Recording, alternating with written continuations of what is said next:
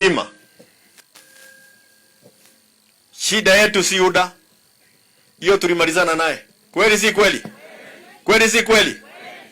Shida yetu si UDA. It is our own competition with our brothers and sisters in DCP, not any other place. In the DCP. Na tusemi wengine ati vyama vingine haviko, and we will compete as brothers and sisters.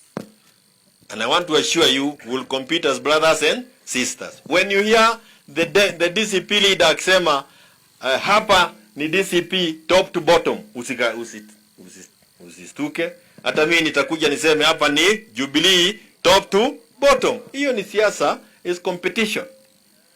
Isn't it?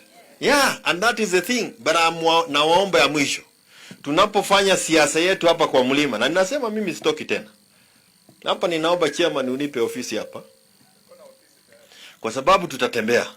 I know kwa muda kidogo 1 or 2 months DCP imeingia. Kweli si kweli? Imeingia.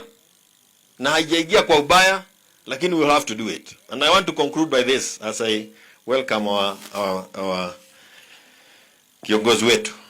Why I'm saying that I will need to be here while you are doing the other things across the country. This week alone, my brother Mheshimiwa Ligiji, the second deputy president of this republic, amekuwa kwa mlima mara ngapi? Wiki mara 4 times. So if you are not present here, itakuwa gumu kuchindana na yeye. Hello?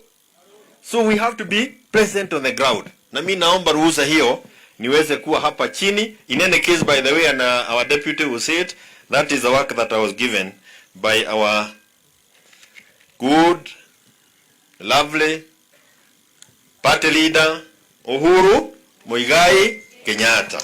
I want now to recognize also, nime-recognize Bwana Gugi, nimeikosa Bwana Gathecha, ni ule sijari